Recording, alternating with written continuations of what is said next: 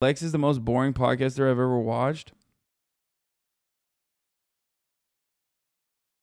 No, Lex Freidman is not a leftist, bro. What do you mean? He's like an Elon simp. Let's hear what he had to say with Richard Wolff about capitalism. Antithesis to the government. I think an immense con has been pulled on the American people. And the con works like this. You know what's bad and what's dangerous and threatens you? It's the government. The government's going to come in and tell you what to do. The government's going to run your life. The government's the problem. There really is no other way to explain the following in American politics. Large numbers of people lose their homes in a downturn, like the so-called Great Recession of 2008. Who do they blame? The government. Large numbers of people go unemployed. And what is the media all about? The government. If I were a capitalist, I'd love this. I kick the workers by throwing them out of their home, and they don't get angry at me. They get angry at the government. I fire large numbers of people. I have no responsibility for what happens to them as a result of having no job and no income. This is a really good, like, Richard Wolff, for some of his, like, L takes during COVID, does have a really good way of just arriving at the heart of the agitprop, like the meat and the bones. You know what I mean? Straight up. That minute alone immediately synthesizes the issues with mainstream media and how they play a fundamental role in shifting responsibility away from capitalist corporations back to the government. Now, this doesn't mean that the government does not have a responsibility to fix some of the problems. It, of course, does. But it's a bourgeois government that is 100% operating at the behest of capital owners for their best interests, right? And they don't do that. And that is something that we should be criticizing. But the idea that, like, for example, people say, oh, all the jobs moved overseas to China. The government did that, for example, is such a dumb fucking take. It's like, no, motherfucker, the capitalists did that. Okay? What, you think the government at gunpoint was like, hey, you got to move these factories over to China? No. And they get angry at the senator. I'm laughing all the way to the bank.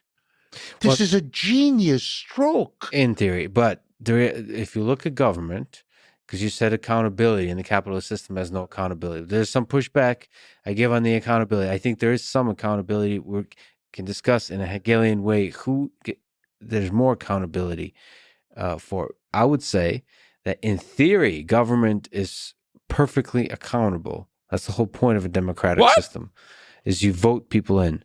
In practice, there's a giant growing bureaucracy. Oh, yeah, he's right. That is accountable. No, he's not right. There's two parties. Fuck.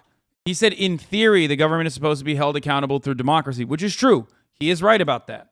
Okay? I don't know what is Hegelian about what he's saying. Okay? But I feel like he just threw that word in there because I don't know how that was Hegelian. But anyway, so it is true that in theory that the government is supposed to be held accountable through democracy. That is understandable, but in practice that is not the case. But then he shifts the responsibility of a lack of true democracy occurring in our current democratic process to not like a capitalist bourgeois democratic process, but instead to fucking bureaucracy. Alt-right Ludwig. He's a right-wing Ludwig. Yeah. It is so silly to turn around and just be like, oh, well, actually, the government, there's no real accountability in the government because of bureaucracy and red tape. No. That seem are to the be same. Are the same. Media is somehow integrated into making the same two parties that are just wearing different colored shirts to seem like they're very opposed and are arguing and bitterly arguing, calling each other's spouses nasty names and all those kinds of things. Okay, but that's government. So who exactly is worse here? I agree. Government or companies? Well, why are we asking that question? Well, these are twins. Look, what you were able to say about Republicans and Democrats just now, with which I agree. Yeah. I would say the same thing about corporations and the government. This is the same people, literally. But let's go to Churchill. Which one is the Which one is worse? Let's go to Churchill. Like, democracy is the worst form of government, except all the other ones or whatever. So this kind of same idea. Which one exactly is worse? Because to me, it seems like Which one between what and what? Government and industry and companies. It's because government is plagued by... The entire purpose of the government is to put a fucking check on corporations that are operating at the behest of capital, okay? And all of the anger and resentment that everyday Americans feel towards the government, as a matter of fact, stems from the reality that the government is not doing its fundamental job. They're allowing capitalist corporations to run rampant and put profits over the interests of people. That's the issue, okay?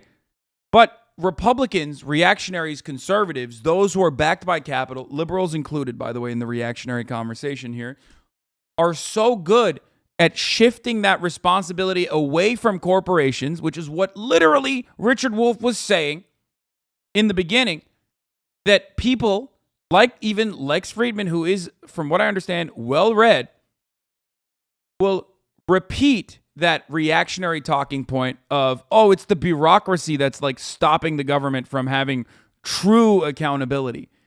No, man, it is not the bureaucratic process. It is the entire system's design.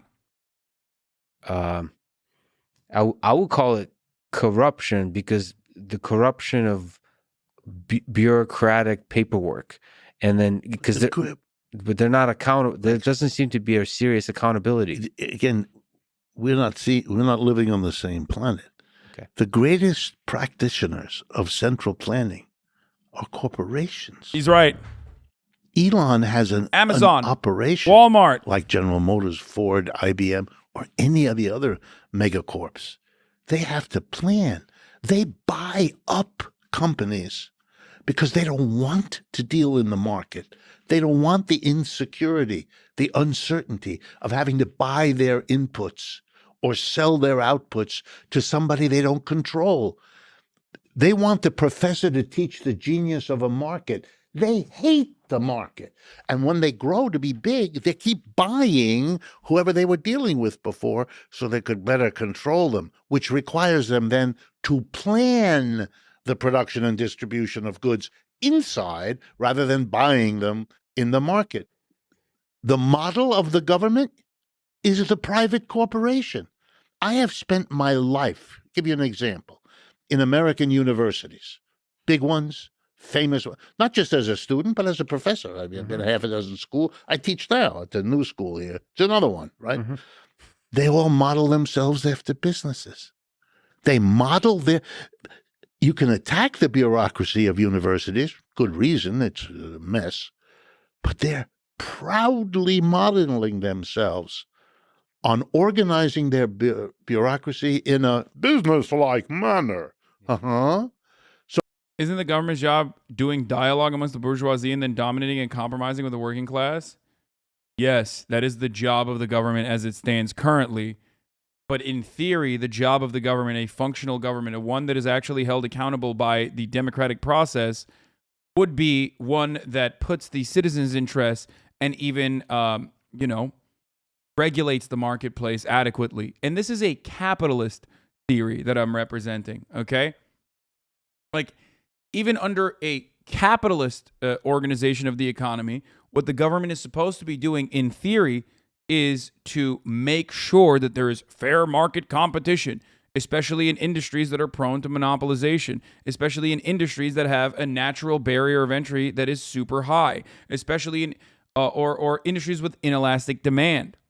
Okay?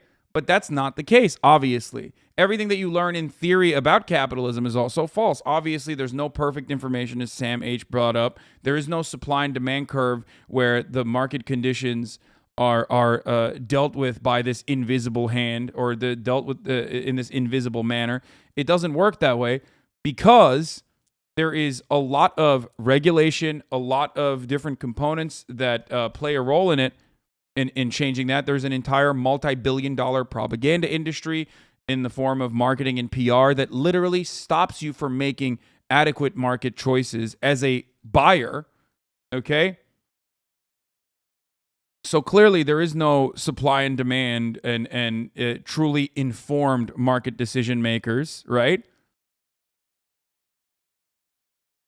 And having said all of that, the government itself does not, the government itself abandons its theoretical responsibility of making sure that, consumers and civilians are not fucked over by said corporations, because they are built, most of these governments are built by capital owners.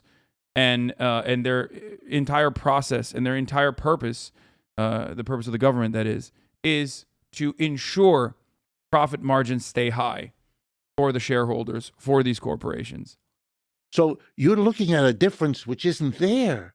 The government and the private sector are partners, and both of them wouldn't have it any other way. The corporations want that from the government, and the government now knows that to please the corporations is the number one objective they have, because that's how they keep their jobs and keep their system going. And so for all practical purposes, this is the same people. But there's important differences that I don't know if they're fundamental or just a consequence of history. But if you have government, they're accountable in a different way than companies. Companies are accountable by, especially if you have a consumer, they're accountable by sort of the consumer spending or not spending their money on whatever the heck the company is selling.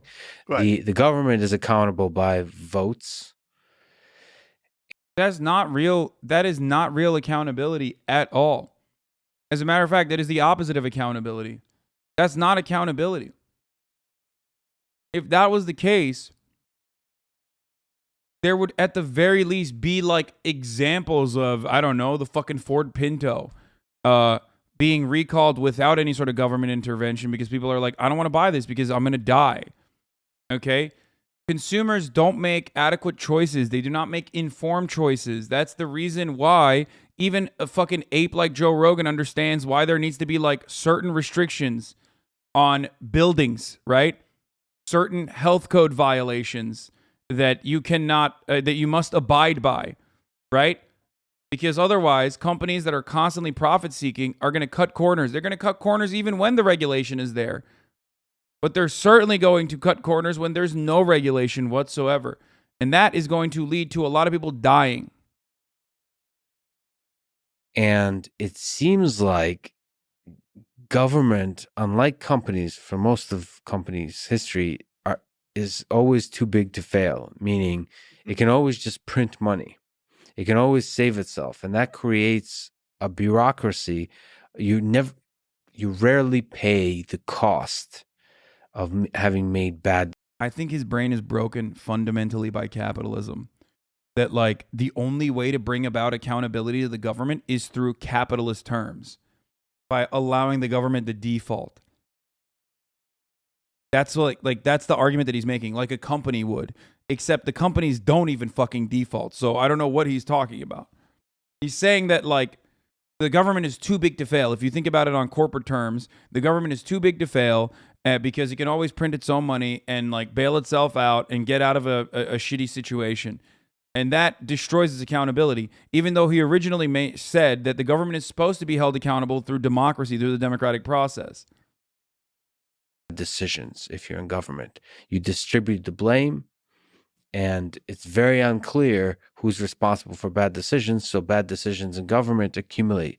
So you become more and more and more inefficient, and more. Dude, you know what's inefficient? Roads. You know what's inefficient? The railway system. You know what's inefficient? The postal service. These are not efficient from a capitalist perspective. And yet, without them, we would not be able to survive. I hate ANCAPs or libertarians or people who don't realize that they are preaching libertarian thought that fucking say stuff like this without recognizing the fundamental role that certain services play in our lives, even if we don't fucking recognize it. Okay? These things are not supposed to be run in an efficient manner. Okay? It's not. It's so stupid. Nobody says the firefighters are inefficient. We should cut their pay. That's insane. It is a service that is absolutely a necessity. Okay? And a lot of those inefficiencies, as Chad is also pointing out, are creating jobs as well. Okay? If we operated on the basis of efficiency, none of the things that I mentioned to you would exist. Okay? They just would not exist.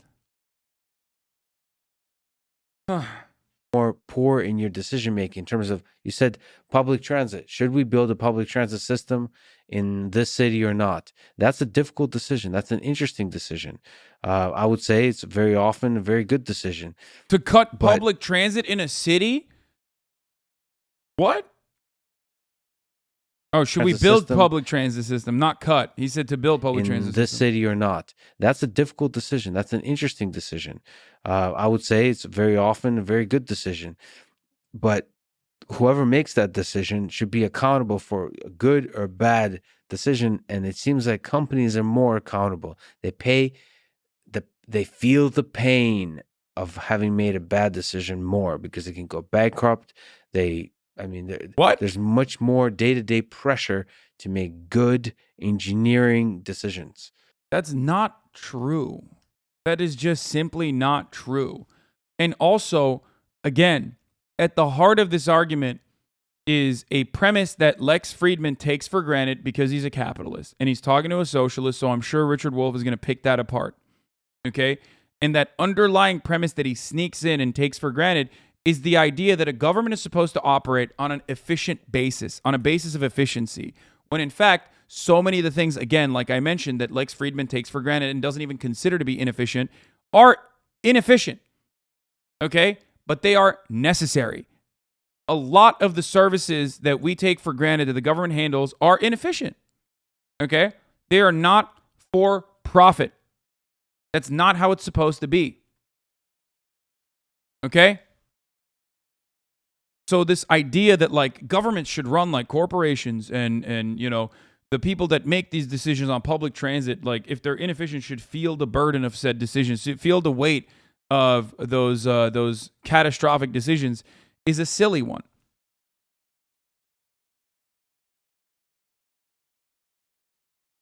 Government doesn't seem to be under the same level of pressure. Do you disagree with that? I disagree with that. Everything in my history pushes me.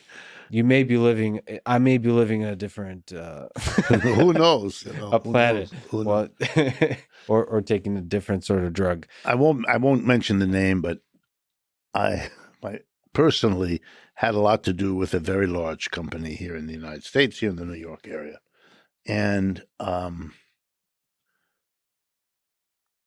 it involved two brothers and a family who built it up into a huge corporation.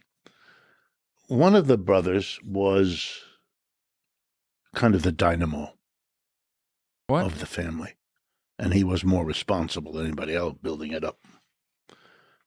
But he took care of his brothers. He had a nice feeling about his brothers. So the one brother who could not, you know, without help, tie his shoes, became a vice president, got an enormous salary, got a beautiful office in a skyscraper, not that many blocks from where I'm sitting right now. And that was the way that family handled that company. And all of his relatives were somewhere in this company doing a variety of whatever. And my experience with this, and because I went to the schools I told you, all my experiences with that group of people, corporate exec, full of those stories. You know, they made mistake after mistake, which they would tell you about. Didn't undermine they were always able to blame somebody else, something else that scraped them through. And had they not been able to, they would have been replaced by another person who did the same thing for as long as they could. And they knew it. They would talk about it at family events. That's how I know. Yeah, I understand that you want the outside world to look at it this way, but it's not my experience. Interesting. I think reducing it back to like an individual example of like corporate nepotism, which is rampant, certainly, is not the best way to redirect this conversation. Normally, Richard Wolff does a better job of like undermining his opponent's arguments, but you know, I'll take it. It's not the most effective way to destroy Lex Friedman's argument here, but it's one that a lot of people understand, and it's one that a lot of people recognize.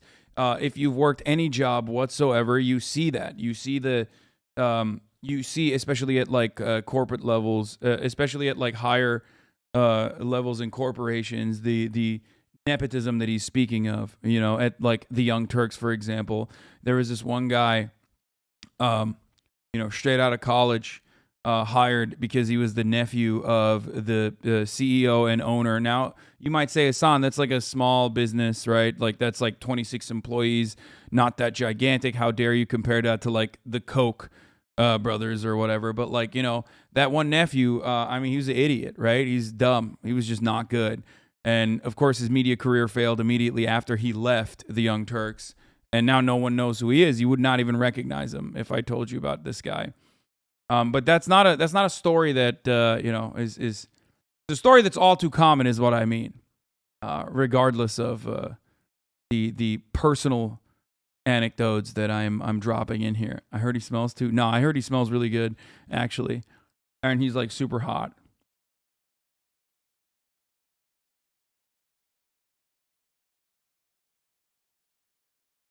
You forgot about that guy? Everybody forgot about that guy. Anyway. But again, what's that kind of thing? At the risk of saying human nature again, Yeah. I wonder what kind of system allows for that more versus less. This is the question of. I would call that. Let's put that under the umbrella term. You were super hot 2 years ago. You're just regular hot now, dude. Weirdest fucking comment, like weirdest comment, dude. Absolute weirdest comment. I don't even know why I read shit like that. Of corruption. Okay. Which system allows for more corruption? But remember that the way I define the different system is not more or less government. You sound offended? Is it you? Sounds legit. You sound offended? You fucking got me, dude. You got me. It's more or less allowing a democratic workplace. Yeah.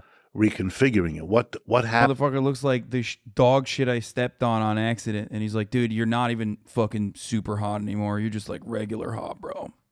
Fucking, yeah. Happens when everybody has a vote, when you have to explain what the strategies are, what the alternatives are to a larger number of people than a board of directors or major shareholders or whoever it is that most companies are responsible to. And now you've got a whole different universe. It's not a small group of people, can't be hidden the way it's normally hidden, most of it, and on and on and on. This is, worker co-ops is what this is called in many parts of the world. So it's not that I'm advocating something that's never been seen before, not at all. The Marxism I understand is to pick from historical precedents the things that we think. So here's the thing. Here's the thing that people don't understand. Sometimes me and the mods like to do something on purpose, where I'll just like respond to a comment and I just wait. And if you notice, you'll see a lot of gray notifications in the chat. Ding, ding, ding, ding, ding, ding, ding, ding. Slowly but surely popping off. Okay? You're being baited. You're being counter baited. We're eliminating people who are trolling in the chat. You are the ones who are being baited in this moment. You understand? It's housekeeping. We're doing housekeeping. You are too stupid to recognize that you are writing stupid takes in the chat to get permanently banned. Sometimes I just like to say some shit and then wait to see. All the people are going to be like, dude, you seem offended by this. Because I know that guy. In any other circumstance, when I'm talking about something super serious, is going to come in and try to do the same shit and derail the conversation. Right now, we're not having a super serious conversation, which is a great opportunity to weed them out. Okay? Will work better. And I think if all the people in Just an mowing enterprise, the lawn. just to drive the point home, democratically decided, they would never give 2 or 3 individuals $100 million while everybody else can't send their kid to college. I mean, they're not going to do that. This kind of got derailed. I mean, I think like the point was not adequately made.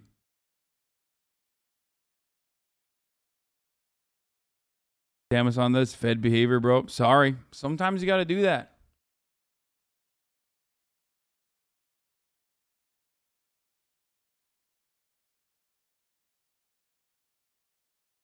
I say you're giving the game away, but motherfuckers are so stupid they'll say it anyway. Oh, 100%.